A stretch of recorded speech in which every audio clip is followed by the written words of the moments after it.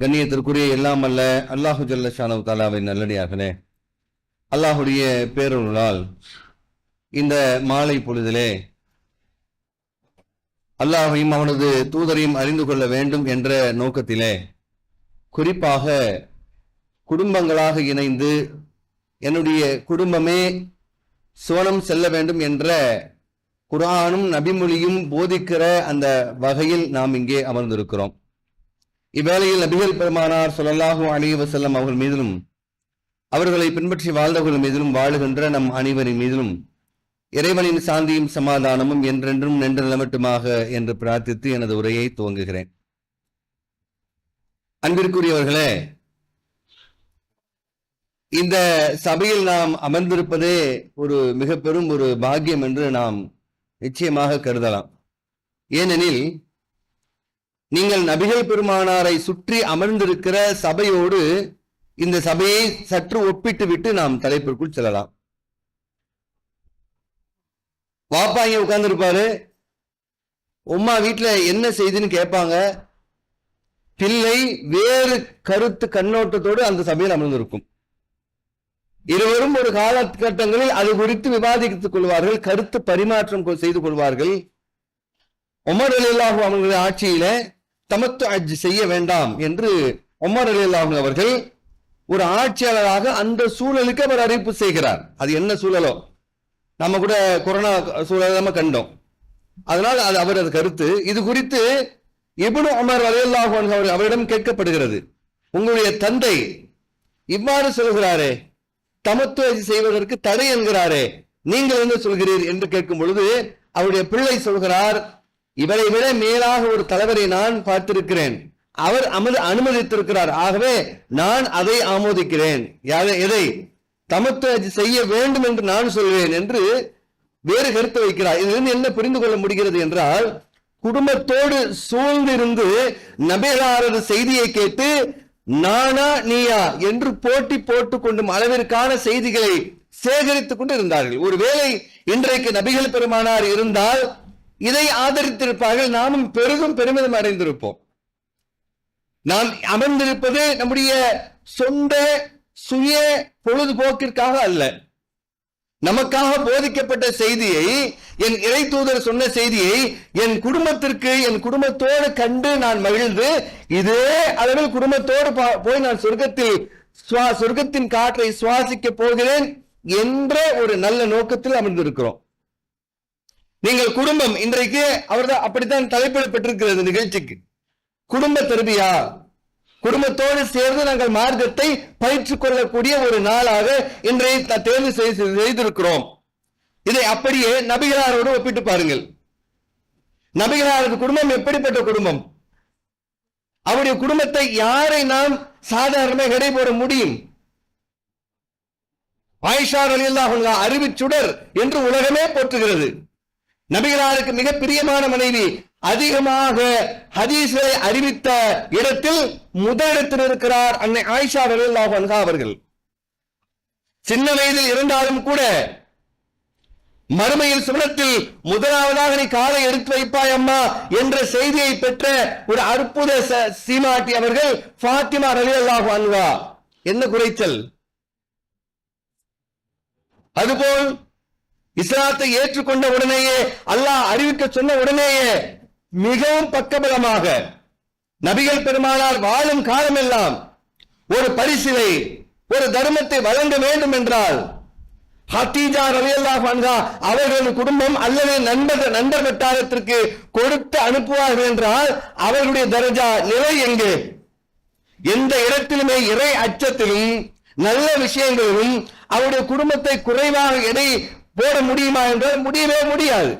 அப்படிப்பட்ட குடும்ப தலைவராக நபிகள் பெருமானார் வாழ்ந்து காட்டிய அந்த குடும்ப தலைவர், ஆன்மீக தலைவர், அவர் ஆசைப்படுகிறார் இன்னொரு குடும்பத்தை பார்த்து. நம்ம வரைக்கும் இனி பிறந்து இறக்க இருக்கிற முஸ்லிம்கள் வரைக்கும் எனக்கு கேளுங்கள், எப்படி அல்லாஹும்ம ஸல்லி அலா முஹம்மதின் வ அலா ஆலி முஹம்மதின் கமா ஸல்லைத அலா இப்ராஹீம வ அலா ஆலி இப்ராஹீம இன்னக ஹமீதும் மஜீத். நீங்கள் பொருளுணர்ந்து அந்த ஸலவாத்தை தயவு செய்து ஓதுங்கள். மிக எளிமையான சொற்கள், அன்றாட வாழ்க்கையில் புலமைக்கூடிய சொற்கள். அந்த ஸலவாத்தை சொல்லும் பொழுது, இறைவா அல்லாஹும்ம ஸல்லி அலா முஹம்மதின், முஹம்மதின் மீது நீ ஸலவாத் அருளை செய் என்று நபிகள் நாயகம் சொல்லிவிட்டு தொடர்ச்சியாக சொல்ல, கமா அதை போல, யாரை போல, அலா இப்ராஹிம, இப்ராஹிம் மீது எப்படி அருள் புரிந்தாயோ அதுபோல, வஅலா ஆல இப்ராஹிம், இப்ராஹிம் குடும்பத்தின் மீது எப்படி அருள் செய்தாயோ அது போல என்று அற்புதமான குடும்பத்தை உலகத்திற்கு தான் ஒரு வழிகாட்டி, தான் ஒரு முன்னோடி, சீர்திருத்தவாதி, அதுபோல் செம்மையாக குடும்பத்தை, மனைவியை, பிள்ளையை, பேர பிள்ளைகளை, குடும்பத்தை, சொந்த பந்தங்களை, ஊரார என்று எல்லாத்தையும் செதுக்கி வைத்த சிற்பி, இது போதாது, என்னை விட ஒரு சீர்திருத்தவாதி குடும்பம் இருக்கிறது, அதுபோல் எனக்கு அருளும் பரக்கத்தும் வேண்டும் என்று விரும்பினார்கள் என்றால், இந்த குடும்பத்தோடு சோழன் செல்வதற்கு ஆசைப்பட்ட நபிகளாவது சிந்தனை நம்முள் வேண்டும். ஒவ்வொரு நாள் ஸலவாத் ஓதும் பொழுதும் அந்த சிந்தனை நம்முடைய குடும்பத்தை ஒரு நல்ல குடும்பமாக, மறுமையில் குடும்பத்தோடு என் பிள்ளையும் நானும் அங்கே பிரவேசிக்க வேண்டும் என்ற சிந்தையோடு அந்த ஸலவாத்தை நாம் வாய் மொழி சொற்கள் உதிர வேண்டும். எண்ணங்கள் அப்படியே அல்லாஹ் என்பால் அந்த குடும்பத்திற்காக திருக்க வேண்டும். எப்படி ஆசைப்படுறாங்க பாருங்க. இப்ராஹிம் அலைஹிஸ்ஸலாம் உடைய குடும்பம் என்ன அடிப்படை? குடும்பமே நீயா நானா என்று போட்டி போட்டுக் கொண்டு இறையச்சத்தை மாறி மாறி பகிர்ந்து கொண்ட குடும்பம் அந்த குடும்பம்.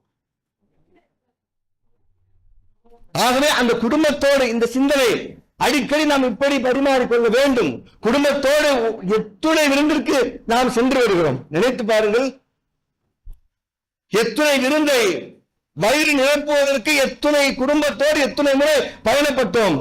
மனதை நிரப்ப, இறை அச்சத்தை நிரப்ப எத்துணை முறை குடும்பத்தோடு பயணப்பட்டோம். ஆகவே அடிக்கடி இது போன்று குடும்பத்தோடு வந்து அமர்ந்து நம்முடைய புரிதல்களை வீட்டில் போய் பரிமாறிக்கொள்ள வேண்டும். நீ இதிலிருந்து என்ன புரிந்து கொண்டாய்? நான் இப்படி இந்த கருத்தில் பார்த்தேன், நீ எப்படி பார்க்கிறாய் என்று நம்முடைய மார்க்கத்தை அசை போட்டுக் கொள்ள வேண்டும் குடும்பத்தில். அதுதான் நம்மை பாதுகாக்கும். ஏனென்றால் குர்ஆன் சொல்கிற நபிகளார் எப்படி அந்த குடும்பத்தை போல் என் குடும்பம் வேண்டும் என்று விரும்பினார்களோ அது குர்ஆன் சொல்கிற கட்டளை. யா அய்யுஹல்லதீன ஆமனு கூ அன்ஃபுஸக்கும் வ அஹ்லீக்கும் நாரா. நம்பிக்கை கொண்டோரே, உங்களையும் உங்களுடைய குடும்பத்தாரையும் நரக நெருப்பில் இருந்து காத்துக் கொள்ளுங்கள். வகூது ஹன்னாசு வல் ஹிஜாரா. அதன் எரிபொருள் எப்படி? கல்லை போட்டால் எரியும், மனிதர்களை போட்டால் மனிதர்கள் எரிவார்கள் என்று சொல்லாமல் மனிதர்களை எரிபொருளாக பயன்படுத்தப்படுவார்கள். அப்படிப்பட்ட நெருப்பு அது. அதிலிருந்து உன்னையும் உன் குடும்பத்தையும் காத்துக்கொள் என்று கட்டளையிடுகிறது குர்ஆன். 66வது அத்தியாயம் 6வது வசனம் அது. அங்கே தொடர்ச்சியாக படியுங்கள். குழந்தை வளர்ப்பு எனக்கு தரப்பட்டது, உங்கள் குழந்தைகளை நீங்கள் எப்படி பார்க்க வேண்டும் என்று விரும்புகிறீர்கள். நான் பள்ளிக்கூடத்தில் கொண்டு போய் சேர்க்கிறேன். அந்த ஆசிரியை என் பிள்ளையை கடுகடுத்து பேசினால் என்னால் பொறுத்துக் கொள்ள முடியாது. என் பிள்ளையை நான் அவ்வளவு செல்லமாக வளர்க்க நீ கடுகடுக்கிறாய். பேருந்தில் பயணம் செல்லும் பொழுது அவன் செய்யும் சேட்டைகளை தட்டி கேட்டாலும் கூட நடத்துனர் உனக்கு யார் அந்த அதிகாரத்தை தந்தார்? என் பிள்ளையை அப்படி நான் செல்லமாக வளர்க்கிறேன் என்கிறோம். ஒரு சபையிலே நம்முடைய பிள்ளை அவமதிக்கப்பட்டால் என்னால் ஏற்றுக்கொள்ள முடியாது. அக்கம் பக்கத்தில் உள்ளவர் என் பிள்ளை என்ன நினைப்பார்? காசுபணத்தில் குறைந்திருக்கலாம், வேறு இன்ன பிற வசதிகளில் குறைந்திருக்கலாம், கௌரவத்தில் நாங்கள் குறைந்தவர்கள் அல்ல என்று மாறுதட்டுகிறோம். சரி, இந்த பார்வையோடு பார்க்கிறேன். ஆனால் நரகத்தில் எப்படி இருக்கும்? அலைஹா மலாயகத்தும் கிலாலுன் ஷிதாத். அங்கே உன் பிள்ளையை கடுகடுத்து பேசினால் உன்னால் பொறுக்க முடியவில்லை. ஆனால் அந்த இடத்தில் கடுமையும் கொடூரமும் கொண்ட வானவர்கள் இருப்பார்கள். லா யஸூனல்லாஹ மா அமரஹும் வ யஃஅலூன மா யுமருன். அல்லாஹ் சொல்லாத எதை அவன் கட்டளையிடாதவற்றை அவர்கள் செய்ய மாட்டார்கள். அவனது கட்டளையை நிறைவேற்றுவார்கள். மிக கொடூரமாக கடுமையாக அவர்கள் நடந்து வருவார் என்றால் அங்கே நானும் செல்ல விரும்பவில்லை, என் பிள்ளைகளும் செல்லக்கூடாது, என் சந்ததிகளும் செல்லக்கூடாது என்ற எண்ணோட்டம் ஒரு மோமினுக்கு தேவை.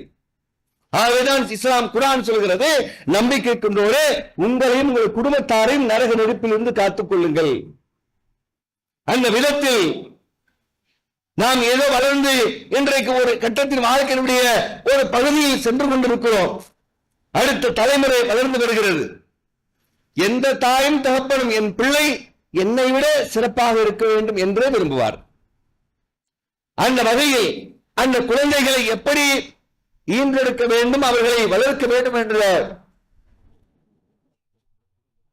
வாழ்வியலை இஸ்லாம் அழகாக நமக்கு கற்றுத் தந்திருக்கிறது. உலகத்தில் எந்த ஒரு உயிரினமும் சரி, பாசம் என்பது நாம் வைத்திருக்கிற அந்த நேசம் என்பது மனிதன் என்பதனால் வந்ததல்ல, உயிர் என்பதனால் வந்தது.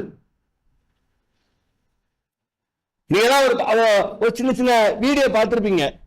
சமீபத்தில் ஒரு வீடியோ, சில ஆண்டு காலம் என்று சொல்லலாம், ஒரு வாத்து கூட்டம் மேலேருந்து தண்ணி கீழே ரொம்ப தூரத்துல கிட்டத்தட்ட ஒரு 10-15 அடிக்கு மேலே தண்ணி கீழே விழுது. ஒரு தடுப்பணை, அந்த தடுப்பணையுடைய மேற்பகுதியில் ஒரு 10-15 சின்ன வாத்துகளோட பெரிய வாத்து அப்படியே வருது. அது வந்துட்டே இருக்கும்போது ஒரு குஞ்சு மட்டும் என்ன தெரியுது, மேலேருந்து தவறி கீழே விழுந்துருது. திரும்பி பார்த்துட்டு அந்த வாத்தால கடந்து போக முடியல. ஏன்? எதிர்காலத்திலே சம்பாதிச்சு போடக்கூடிய பிள்ளை போயிடுச்சே, என்னுடைய எதிர்காலமே நீதானே, என்ன வயசான பார்க்க போறிய, ஏதாவது காரணம் ஒண்ணு இருக்கா? நம்மள மாதிரி ஒரு காரணம் இல்லை. அது பிள்ளை என்பதை தவிர அங்கே காரணம் சொல்வதற்கு ஒன்றுமே இல்லை.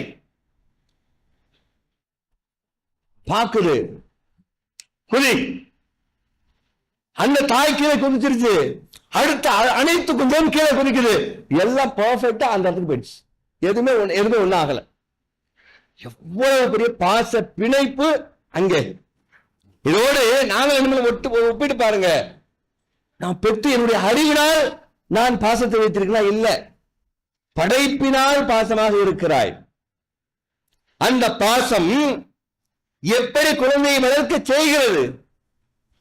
என் பிள்ளை நேசம் என்று சொன்னால் அதை எப்படி நான் வளர்க்க வேண்டும் என்ற சிந்தனையோடு நாம் கொஞ்சம் சீர்தூக்கி பார்க்க வேண்டும்.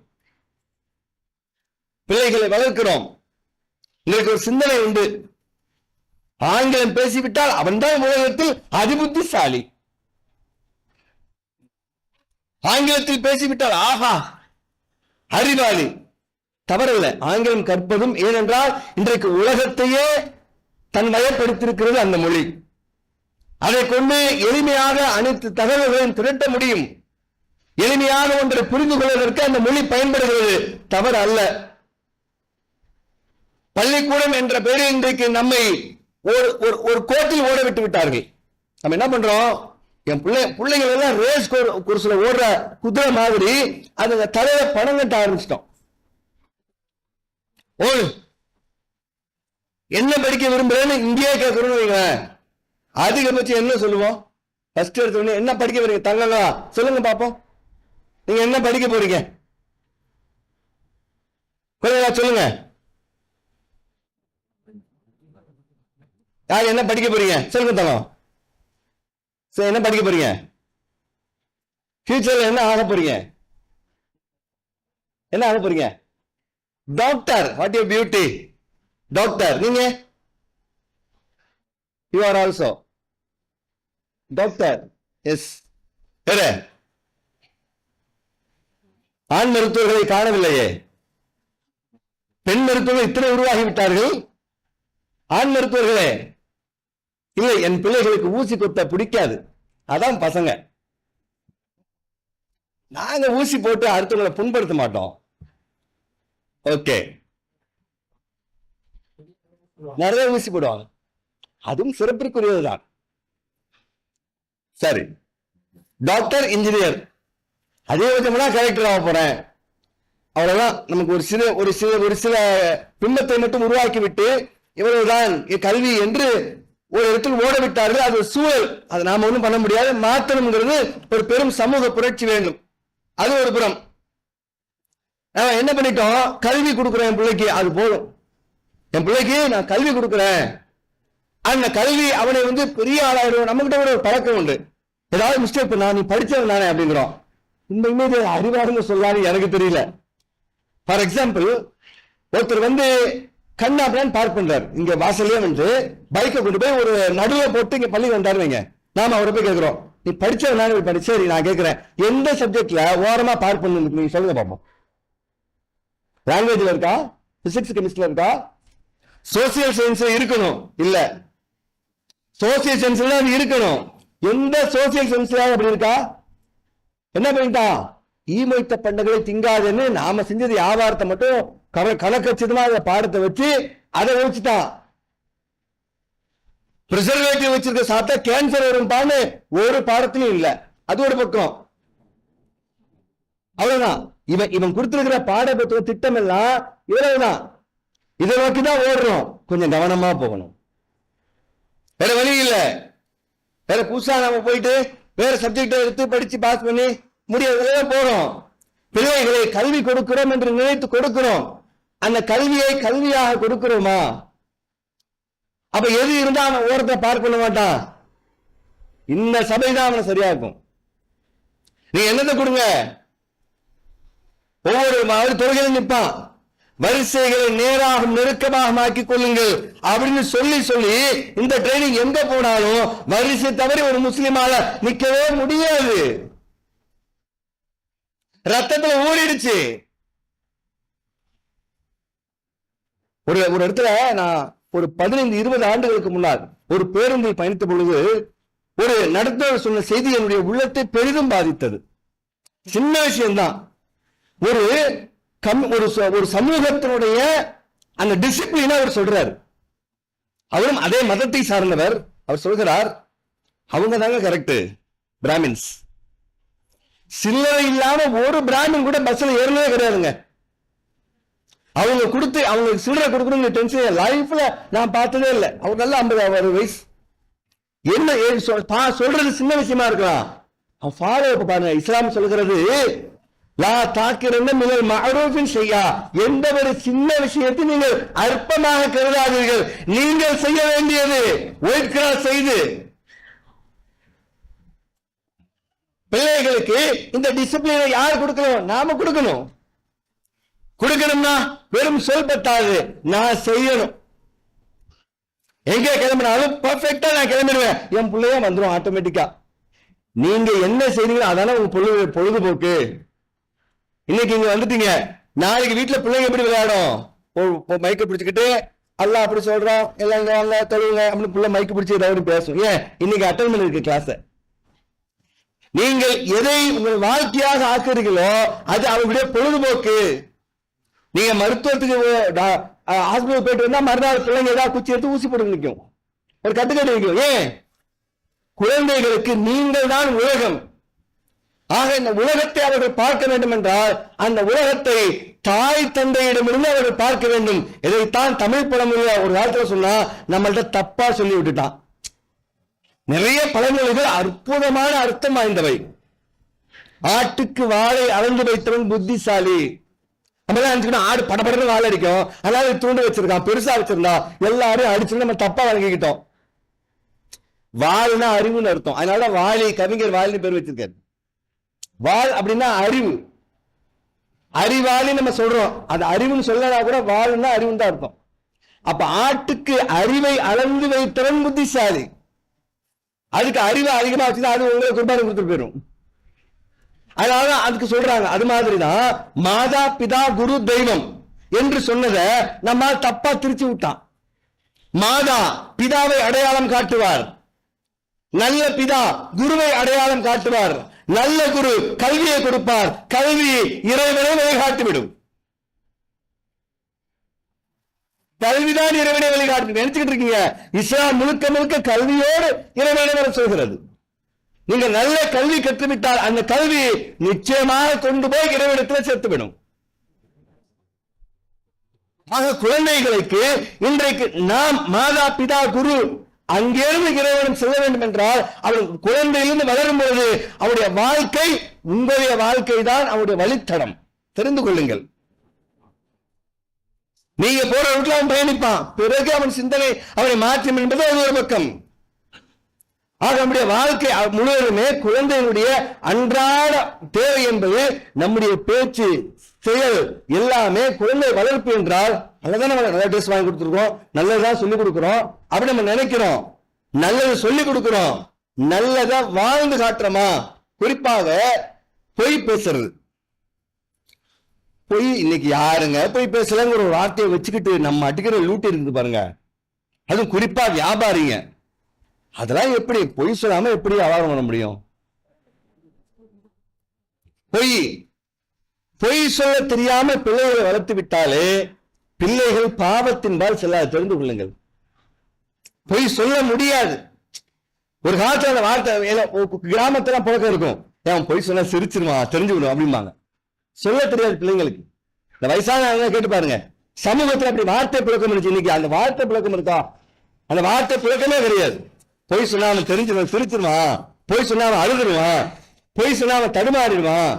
இப்போ அவனை மாதிரி பேச முடியாதியா? எது பொய் எது மெய்னே தெரியல, இத்தனோடு பேசுறது பாரு பொய்ய. அப்படி இன்னைக்கு ட்ரெண்ட் ஆயிடுச்சு. சமூகத்துல அப்படி பழக்கமே இல்லாம போயிடுச்சு. அப்போ நபிகள்லாம் என்ன சொல்றாங்க? இன்னல் கதிப எகுதி இலல் ஃபுஜூர், இன்னல் ஃபுஜூர எகுதி இலன்னார். பொய் என்பது தீமைக்கு வழிவகுக்கும், தீமை என்பது நரகத்திற்கு வழிவகுக்கும். எதிலிருந்து காத்துக்கொள் என்று அல்லாஹ் ரப்பல் ஆலமீன் ஒரு வாசலை இழுத்து அடைக்கிறானோ, நீங்கள் ஜன்னலை திறந்து விட்டு அது வழியாக அங்கே நுழைய முயற்சி செய்கிறீர்கள். பிள்ளைகளுக்கு பொய் சொல்வது செயற்கை என்கிறது ஆய்வு. பிள்ளைகளுக்கு பயமும் பொய்யும் இயற்கை அல்ல, செயற்கை என்கிறது. அது மாதிரி நிறைய இருக்கு. குழந்தைகள் 7 மாச குழந்தைகளை அமெரிக்காவில் ஒரு 2011 ஒரு ஆய்வு செய்யலாம். குழந்தைகள் மனநல நிபுணர்கள் பிள்ளைங்களுடைய மனநிலை என்ன, அது என்ன பண்ணுதான்? 7 மாச குழந்தை இவங்க எல்லாம் கலர் கலரா தின்றாங்க, நமக்கு மட்டும் வெள்ளை கலர்ல வச்சு திணிக்கிறாங்க. நம்ம தான் எல்லா வெரைட்டி ஆஃப் ஃபுட்டு சாப்பிடுறோம், குழந்தைகளுக்கு தனியாக ஏதாவது செஞ்சுப்போம். ஒரு கிழங்க பிசைஞ்சு கொடுக்கறது, வெறும் சோத்தை அப்படி பிணைஞ்சு கொடுக்கறது, ஏதாவது கேரட்டை அவிச்சு இப்படிதான் கொடுக்குறோம். அவன் என்ன பார்க்க, குழந்தை பார்க்குமா இவ்வளவு கலர் கலரா தின்ன பிள்ளைங்களுக்கு கலர் தான் அட்ராக்டிவ். அப்போ மருத்துவர்கள் என்ன சொல்றாங்க? நீங்கள் அமர்ந்து சாப்பிடும் பொழுது ஆளுக்கு ஒரு வாய் ஊட்டி விடுங்கள். அப்படியே வச்சு காய விட்டு பொம்மை படத்தை காட்டி அதை பாரு இதை பாரு அப்படி சொல்லிட்டு ஈரம் விட்டு அந்த உணவு ஊட்ட வேண்டாம். அப்படியே ஒரு 4 பேர் வீட்டுல இருக்கீங்களா, உட்காந்து சாப்பிடுங்க, ஆளுக்கு ஒரு கை ஊட்டுங்க. இன்னைக்கெல்லாம் எச்சுன்னு சொல்லி பழகிட்டோம். இன்னொரு மருத்துவ குறிப்பு சொல்கிறது, இன்னொரு மனிதனுடைய எச்சில் இன்னொரு மனிதனுக்கு ஆன்டிபயோட்டிக் இருக்குது. எச்சு வச்சு குடிக்கிறாங்க, அது ஒரு அருவருப்பா பேசப்படுது இல்ல. ஒருவருடைய எச்சில் இன்னொருக்கு ஆன்டிபயோட்டிக்கா பயன்படுதுன்னு இன்னைக்கு மருத்துவ ஆய்வுகள் சொல்கின்றன. அப்ப குழந்தைகளுக்கு இப்படி ஊட்டி என்ன செய்யலாம், நம்ம பழக்கலாம். அது மாதிரி பேசுறது இருக்குல்ல, அது ரொம்ப ரொம்ப முக்கியம். நம்ம என்ன பண்ணுவோம், போனை எடுத்து ஆஹா இந்த நேரத்தை இதையே அடிக்குது, நம்ம அம்மா இல்லைன்னு சொல்லி கொடுத்துருவோம். அம்மா இல்லையா அப்படிங்க அந்த புள்ள, யாருமா சொன்னா அம்மா தான் சொன்னாங்கன்ற புள்ள போச்சா போட்டு சாத்த வேண்டியது. சனியனை என் பேரை கெடுத்துட்டிய, இது கூட சொல்ல தெரியல. ஓ இப்படி சொல்லலாமோ? அடுத்த நாள் அவன் அங்கே வருவான், மிஸ்ஸுக்கு உடம்பு சரியில்லை அதனால ஸ்கூல் லீவுன்றான். நீங்க ஒரு A+B ஹோல் ஸ்கொயர் சொல்லுவீங்க, அவன் X+Y ஹோல் ஸ்கொயர் சொல்லிட்டு போயிருவான். அதே ஃபார்முலா லெட்டர் மாத்திரம் சொல்லிட்டு போயிருவான். பொய் எங்க குழந்தைகளுக்கு பொய் சொல்ல இயற்கையாக தெரியாது. அதனால உலகம் முழுவதும் நீதிமன்றங்களிலே குழந்தைகளுடைய வாக்கு மூலம் முதன்மையானது.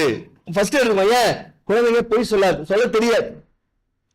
அப்ப செயற்கையாக பெத்தவங்க தான் பொய்யை ஊட்டி விடுறாங்க. அதே போல பயம், எந்த குழந்தையாவது பாம்பை கொண்டு பயந்துருக்கா? பாம்பு என்றால் படையும் நடங்கும்.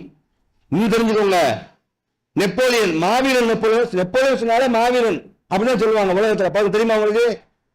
நெப்போலியன் எப்படி தோற்று போனான், போரில் எப்படி தோற்கடிக்கப்பட்டான் அதுக்காக தெரியுமா? மாவீரன் நெப்போலியன், ஆனால் போரில் கொல்லப்பட்டான். எதிரி என்ன பண்ணா, பூனையை கண்டா அவனுக்கு பயமா. ஒரு 80 பூனைய இறக்கி விட்டுருக்காங்க.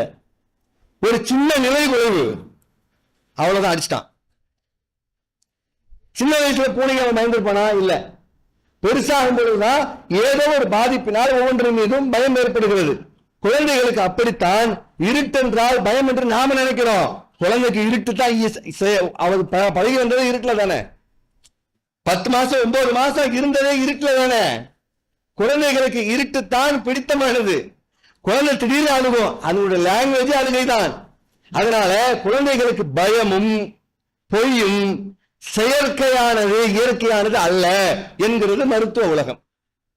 இப்ப நாம என்ன பண்றோம், ஆரம்பமே நல்லா தெரிஞ்சுக்கோங்க, எல்லா பாவத்தினுடைய வாசலே பொய் தான். ஏதாவது தப்பு பண்ணா செய்யலன்னு பொய் சொல்லி தப்பிச்சுக்கலாம்.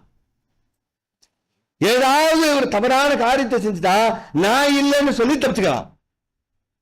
வரம்பு மீறிட்டா எனக்கு தெரியாதுன்னு போய் சொல்லி தப்பிச்சுக்கலாம். எந்த பாவமா இருக்கட்டும், பொய் தான் அதனுடைய மூலதனமே. இப்ப நம்ம முதல்ல என்ன பண்ணணும், எதுவா இருக்கட்டும், நம்ம ஊருக்கு போயிட்டு திங்கக்கிழமை ஸ்கூலுக்கு போகல, உடம்பு சரியில்லைன்னு சொல்லி நாமளே சொல்லி அனுப்புவோம். அது செய்யாதீங்க, அந்த தப்ப செய்யாதீங்க. நாங்கள் வெளியூர் சென்றோம், சுற்றுலா சென்றோம், தவறுதான், இனி அவ்வாறு செய்ய மாட்டோம்னு போய் சொல்லி அடி வாங்கிட்டு போய் உட்காரு. அந்த அடி வாங்கினது இருக்குது பாருங்க, வாழ்க்கை முழுவதுமாக அவன் ஒரு மேம்பட்டவனாக உருவாவான். நீங்களே சொல்லி அனுப்பாருங்க. இதுதான் நம்ம செய்யற பெரிய தப்பு. பிள்ளைகளுக்கு இவ்வாறு சொல் என்று சொல்லி ஏதோ ஒரு சிறு அவமானம் என்று நினைத்து நாம் சொல்ல பழகுகிற அந்த பொய் தான் குழந்தை வளர்ப்புக்கு நீங்கள் இருக்கிற தவறான உரம். போலியான வளர்ச்சிக்கு இன்றைக்கு எப்படி உரங்கள் பயன்படுத்தப்படுகிறதோ அதுபோல குழந்தைகள் போலியாக வளர்வதற்கு நாம் சொல்லுகிற பொய் தான் தவறான உரமாக இட்டு அது பெரும் நோய்க்கு காரணமாக மாறுகிறது. அடிப்படையில நீங்க உலகத்துல எந்த குழந்தைகளுக்கு சொல்லுங்க, உங்க அடுத்தடுத்த தலைவருக்கு சொல்லுங்க, பொய் சொல்லாதீங்க. அவ்வளவுதான். அவன் எந்த டிபார்ட்மெண்ட் போய் உட்கார்ந்தாலும் சரிதான், செம்மையா இருப்பான். அவனால பொய் சொல்ல தெரியாது. பொய் சொல்ல தெரியாதனால லஞ்சம் வாங்க தெரியாது, ஊழல் பண்ண தெரியாது. இன்னும் சொல்வதாயின் மறுமையில அல்லாஹ் ரப்பல் ஆலமீன் லா யுகல்லிமுல்லாஹு யௌமல் கியாமா வலா யுஸக்கீஹும் வலா யன்துரு அலைஹிம் வலஹும் அஸாபுன் அலீம். நபிகள் சொல்றாங்க, ஸலாசத்துன் 3 நபர்களோடு அல்லாஹ் பார்க்க மாட்டான், பேச மாட்டான், அவர்களை தூய்மைப்படுத்த மாட்டான், மேலும் அவர்களுக்கு இழிவான வேதனை தான் இருக்கிறது என்று 3 நபர்களை அல்லாஹ் தூதர் அவர்கள் இந்த இடத்தில் கோடிட்டு காட்டுகிறார்கள். அதில் முதலிடத்தில் யார் தெரியுமா? மலிக்குன் கஸ்ஸாபுன், பொய் சொல்லும் ஆட்சியாளன். ஏதாவது சொல்லி இருக்கலாம், வார்த்தை ரொம்ப சின்னதா தெரியுது, வழி பெருசு. அவன் எல்லாத்தையும் செய்யலாம், பொய்ய மட்டும் சொல்லி. பொய் தான். அப்ப அல்லாஹ்வுடைய பார்வைக்கு கூட தகுதியற்றவனாக ஒரு ஆட்சியாளன் செல்கிறான் என்றால் அவனுக்கு அடிப்படை எங்கே போகிறது? பொய்யில் போய் முடிகிறது. பொய்யுரைக்கும் ஆட்சியாளன், செய்கும் ஜாலின், விபச்சாரம் செய்யும் கிழவன், முஸ்தக்பிருன், பெருமை அடிக்கும் ஏழை. இதெல்லாம் பொய்க்கும் கீழே தான் வரும். பெருமை அடிக்கும் ஏழைன்னா அதுவும் பொய்ல தான் வரும். குடிக்கிறது குழு, கொப்பளிக்கிறது பன்னீர்னு சொல்லுவாங்கல்ல, எல்லாம் பொய் தானே. அப்படி சாப்பிட்டேன், அதுமா அவ்வளவு காஸ்ட்லி, நான் அப்படி வெட்டி பந்தா, அது பொய் தானே. இப்படி பொய் என்பது நம்ம சும்மா கடந்து போயிடுறோம். எல்லாத்துக்கும் அத குழந்தை வளர்ப்புல நீங்க மிக மிக மிக மிக கவனிக்க வேண்டியது பொய். அதை மட்டும் வாழ்க்கையில அந்த வாசலை இழுத்து மூடிட்டீங்கன்னா உங்க பிள்ளைங்க தப்பின் பக்கம் போகவே போகாது. முதல்ல அந்த காரியத்தை செய்யுங்க. பாவத்தின் பக்கம் இன்றைக்கு யாரையும் எடுத்துங்க, ஸ்மோக் பண்றவங்க நிறைய பேர் நீங்க கண்டிருப்பீங்க, வாழ்க்கையில பார்த்திருப்பீங்க. எப்படி ஸ்டார்ட் பண்ணலான்னு கேளுங்க.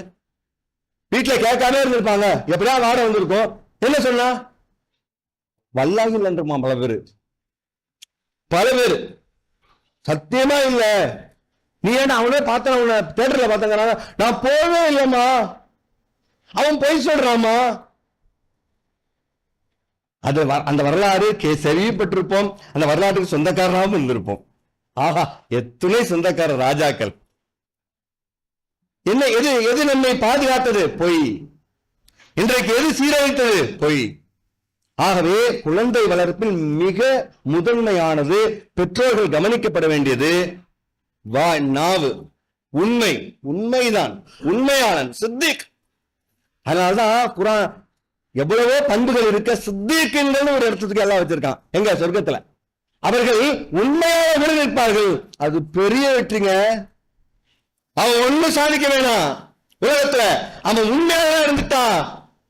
இப்ப உலகத்துல ஏதாவது திறமை இருந்து இத்தனை பேர் பார்த்து நான் சாதிக்கிறத விட உண்மையாளனாக வாழ்ந்து சித்திக்கின்றோடு இருக்கும் பொழுது எனக்கு முன்னால பிறந்தவன் எனக்கு பின்னால பிறந்தவனுக்கு முன்னால அல்லாஹ் அவார்டு கொடுக்க போறான். அங்க ஜெயிச்சு காட்ட போறோம். எது தேவை? ஆக இன்றைக்கு குழந்தை இன்றைக்கு அப்படி போவதை பார்க்கும். குறிப்பாக குழந்தைகளுக்கு கொடுக்கக்கூடிய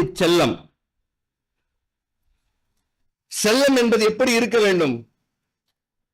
ஒருபோதும் அவனை தவறின்பால் செல்வதற்கு இருந்து கூடாது. இன்னைக்கு பிள்ளைகளுக்கு கொஞ்சம் வளர்ந்துடுறான்னு சொல்லி அவனுக்கு மொபைலை வாங்கி கொடுத்துடுறோம். பைக்குங்கிற பேர்ல இன்னைக்கு வந்திருக்கிறான். புறாக்கு வாகனமா அதுங்கிற அளவுக்கு இருக்கு. போற எடுத்த உடனே ஃபர்ஸ்ட் கீரே 70 கிலோமீட்டர் 80 கிலோமீட்டர் தான் போகணுமாம்ல. ஒரு பையன் ஓட்டியே பாருங்க பாருங்க கொடுக்குறான். வேணாம்பா அப்படிங்கிறேன், கொடுக்குறான். ஓட்டிட்டு வழக்கம் போல நமக்கு தெரியாது. ஒரு 20 போன செகண்ட் கீர் போட்டா தட்டக்க மட்ட கட்டக்கு என்ன அவன் திரும்பி ஒண்ணு கொடுத்தா பாய் 70 போனதுக்கு அப்புறம் செகண்ட் கீர் மாத்தணுங்கிறான். அல்லாஹு, நம்ம 5 கீரே 60 மேல போக மாட்டோம். அப்படிதான் ஓட்டணும். நல்ல மைலேஜ் கொடுக்குமா? மைலேஜே கொடுக்காது பாய். ஓ அவ்வளவு சீப்பா? பயங்கர காஸ்ட்லி பாய். இதனா அது எல்லாமே நமக்கு பக்குங்குது. அதெல்லாம் அட்வான்டேஜ்ங்கிறான். நமக்கு எதெல்லாம் டிஸ்அட்வான்டேஜ் நினைக்கிறோமோ அதெல்லாம் அட்வான்டேஜா சொல்றான். மைலேஜ் 20 கிலோமீட்டர்ஸ் அதிகம் பாய். அது உங்களை மாதிரி ஆள் ஓட்ட தெரியாத ஆள் ஓட்டினா. எங்களை மாதிரி ஓட்ட தெரியாத ஓட்டினா 15 16 அவ்வளவுதான். ஜஸ்ட் அவ்வளவுதான் கொடுக்கும். சரி காசாவது கம்மியா நீ உழைச்சி வாங்குறியா? இல்ல, எங்க அப்பா வாங்கி கொடுத்துறாரு. ஜஸ்ட் 4.5 லட்சம் ரூபா தான். இப்ப அடுத்த அப்டேட் வருது, இதை விட காஸ்ட்லியா 310 அதுக்கு பேரு. என்னென்னமோ சொல்றான். யார் காரணம்? நம்ம தான்.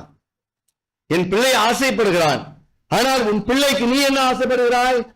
அவன் ஆரோக்கியமாக வளமானவனாக நலமானவனாக வாழ வேண்டும் என்றால் கண்டிப்பும் அவசியம். கண்டிப்பு பாசத்தின் ஒரு பகுதி. தெரிந்து கொள்ளுங்கள். ஒரு காஸ்ட்லியான மரம் தேக்கு வளருதுன்னு வைங்க. தேக்கு மரம், செம்மரம், சந்தன மரம் இதெல்லாம் இருக்குன்னு வைங்களேன். இதெல்லாம் அப்படியே வளர்க்க முடியாதுங்க. ஆனா வளர்ந்துடும். செதுக்கிக்கிட்டே இருக்கணும். அப்படி 2 கிளை வரும், ஒரு வெட்டு நேரா அப்படி போவோம். அப்படி கிளை வரும், 2 வெட்டு நேரா போவோம். ஸ்ட்ரைட்டா போக காஸ்ட்லி. தடிவேல மரம் கண்ணா பின்னாடி போனாலும் அது கரெக்ட். என் பிள்ளை தேக்கை விட அவனை நான் செதுக்க வேண்டும்.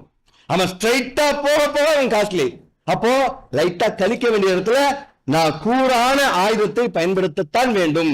ஆகவேதான் கூறு என்பது மதிக்கு சொல்லப்படுகிறது. என் கூரை பயன்படுத்தி என் மதியை பயன்படுத்தி அவனை நான் செதுக்க வேண்டும். எந்த இடத்திலும் அவனுடைய கண்டிப்பை நம்ம விட்டுவிடவே கூடாது. குறிப்பாக இன்றைக்கு இஸ்லாமிய சமூகத்தை வியாபித்திருக்கிற போதை பழக்கம். பிள்ளைகளுக்கு பாக்கெட் மணின்னு கொடுத்துடுறோம், அவன் செலவு பண்ண கொடுத்துடுறோம். சின்ன வயசுல இருந்து அவன் இஷ்டத்துக்கு வளர்த்துடுறோம். என் பிள்ளை நல்ல பிள்ளை. அதுதான் நீங்களே உங்களுக்கு வச்சக்கூடிய பெரிய ஆப்பு. யாரும் எடுத்துக்கோங்க. குறிப்பாக நாங்க ஜமாத்துல கிட்டத்தட்ட 20-30 வருடங்களாக இந்த குடும்ப பஞ்சாயத்தை அட்டன் பண்ணுவாங்க. உட்கார்ந்துருக்காங்க பழுத்த பழம்லாம்.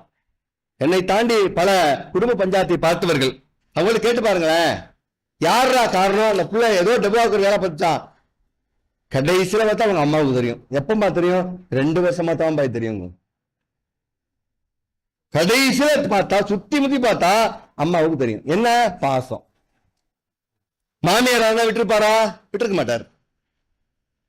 பாசம் என்கிற பெரிய வாழ்க்கையை சீரழிக்கக்கூடிய வேணும்னு செய்யல.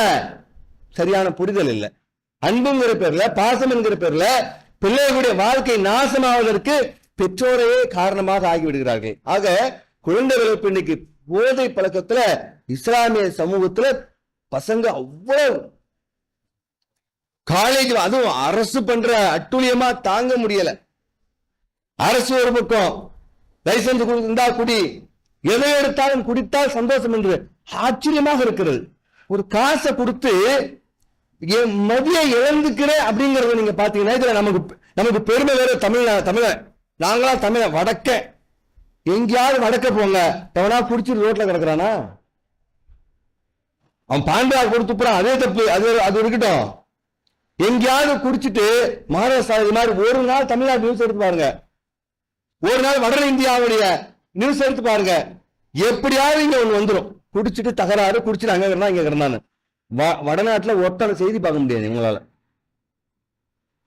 படிப்பறிவு சரியா இல்ல, ஆனாலும் ஓரளவு பரவாயில்லன்னு நினைக்கிறேன். என்ன கேட்டா பேச்சுவார்த்தை அது ஒரு பக்கம் நாசமா போயிருக்கிறது. ஆனா இந்த குடி பாத்தீங்கன்னா இந்த பகுதியில தான், தென்னிந்தியாவில் குறிப்பா தமிழகத்தை எல்லா விதமான போதைக்கும் இன்றைக்கு அடிமையாகி இருக்கிறார்கள். போதை எப்படிப்பட்டது? நபிகள் நாயகம் சொல்றாங்க, யார் போதையை பயன்படுத்தினாரோ, ட்ரக்கை எவன் பயன்படுத்தினார், எந்த வெரைட்டியா இருக்கட்டும், அது கசக்கிறதா இருக்கட்டும், குத்துறதா இருக்கட்டும், அது இழுக்கிறதா இருக்கட்டும், ஏதோ ஒண்ணு, யார் போதையை சுவைத்தாரோ அவருக்கு மறுமையில் நரகத்தில் தீரத்துல் கபால் என்கிற ஒரு பானம், ஸ்பெஷல் ட்ரிங்க் உனக்கு தயாரா இருக்கு. அதனுடைய ஸ்பெஷாலிட்டி என்ன? நபிகள் சொல்றாங்க, அந்த தீனத்துல் கபால ஒரு தோல் பாத்திரத்தில் எடுத்து, ஒரு 5 லிட்டர் வச்சுங்க உதாரணத்துக்கு, ஒரு 5 லிட்டர் எடுத்து அந்த நரகவாசியுடைய சீல், அது யாரெல்லாம் மதுக்கு அடிமையாக போதைக்கு அடிமையாக இருந்தார்களோ நரகத்தில் அவனுக்கு தீனத்துல் கபால் என்கிற கெட்ட பானம் உள்ளது.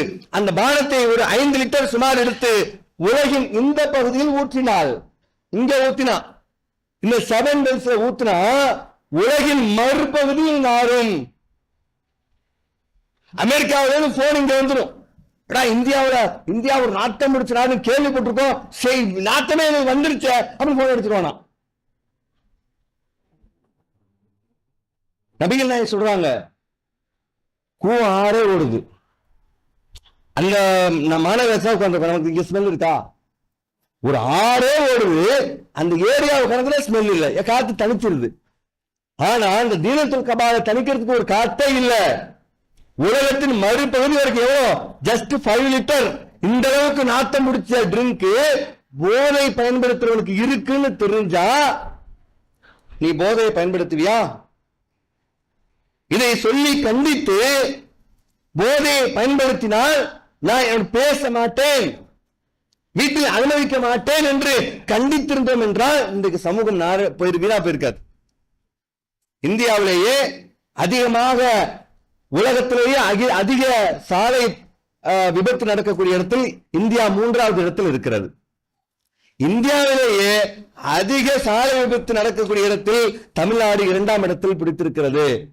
அதற்கு காரணம் 80% போதை. இதுல வேற இருந்துகிட்டு காக்கி சட்டை போட்டு எங்க ஊது, நம்மளெல்லாம் போற வரலாம் நிறுத்தி பாய் ஊதுங்க போங்க, ஏண்டா ஊதுறவன் இழுக்கிறவன் அவனெல்லாம் விட்டு போடுறாரு. போற வரவெல்லாம் நிறுத்தி இவங்களுக்கு ஸ்டேஷன்ல வேலையே இல்லை, பாவம் ஸ்டேஷன்ல ஒரு ஃபைல் இல்ல, கேஸ் இல்ல, பாருங்க அங்கே ரோட்ல வந்து நிறுத்துவாங்க. அவன் அதுல பாதி பேர் குடிச்சு நிற்பான். எங்கு பார்த்தாலும் மது, போதை, கஞ்சா இப்படி இருக்கிறதுனால் நம்முடைய பிள்ளைகளை, எதிர்கால சந்ததிகளை நாம் காக்க வேண்டும். எங்கே வரைக்கும்? மறுமை வரைக்கும். என்றால் பிள்ளைகளை போதையில் இருந்து பாதுகாக்க வேண்டும். அது சின்ன சின்ன அடிக்டா மாறும் பொழுது, செல்போன் அடிக்டா மாறும் போதே பிடிச்சிருங்க. ஏதோ ஒரு அடிக்டா மாறுறான், அங்கேயே தடை பண்ணுங்க. என் பிள்ளை எதுக்கும் அடிக்ட் கிடையாது, ஏன்னா நான் அடிக்ட் கிடையாது என்று எதுல போய் அடிக்டா மாறுறானோ அந்த இடத்துல தடை பண்ணுங்க. அவனை அந்த பண்பானது தீமையிலிருந்து அவனை காத்துக்கொண்டே இருக்கும். ஆக மார்க்கத்தை படிப்பதற்கு அவ்வப்போது போன்ற நிகழ்ச்சிகள்ல அதை தவிர்க்க வைங்க. தீனத்துல் கபால் ஞாபகத்தில் வந்துகிட்டே இருக்கும். இது போன்ற குடும்ப நல்லொழுக்க பயிற்சி முகாம் என்பது நம்மை நாமே காத்துக் கொள்கிற விஷயம். குர்ஆன் சொல்வது போல ஒரு நல்ல குடும்பமாக வாழ்ந்த நபிகள் பெருமானாரு இன்னும் ஒரு நல்ல குடும்பத்தை நான் பார்க்கிறேன், அதுபோல வேண்டும் என்று பொறாமைப்பட்டார்கள் என்றால் நாம் எல்லாம் எம்மாத்திரம். ஆகவே நம்மையும் நம்முடைய குடும்பத்தையும் எப்படி நபிகள் பெருமானார் ஆசைப்பட்டார்களோ அதுபோல நாம் ஆசைப்பட வேண்டும்.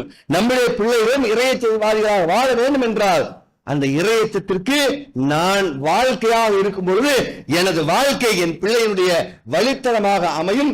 ஆகவேதான் நல்ல மாதா நல்ல பிதாவை அடையாளம் கண்டு, நல்ல பிதா நல்ல குருவை அடையாளம் கண்டு, நல்ல ஆசான் நல்ல கல்வியை தந்து இறைவனை வணங்கக்கூடியவனாக மாற முடியும் என்றால் அதற்கு அத்துணை முகாந்திரமும் இருக்கிற மார்க்கத்தில் நாம் வாழ்கிறோம் என்றால் இந்த மார்க்கத்தை சரியாக பயன்படுத்தினால் நமக்கு நன்மை, இல்லை என்றால் மார்க்கம் சரியாக பயன்படுத்தக்கூடிய ஒருவரிடம் கொண்டு போய் அது போய் தன்னை பயன்படுத்திக் கொள்ளும். தெரிந்து கொள்ளுங்கள், இந்த மார்க்கம் தன்னைத்தானே நிறுவிக்கொள்ளும், தன்னைத்தானே சுத்தப்படுத்திக் கொள்ளும், தன்னைத்தானே சவாலிட்டுக் கொள்ளும், தன்னைத்தானே பதிலளித்துக் கொள்ளும்.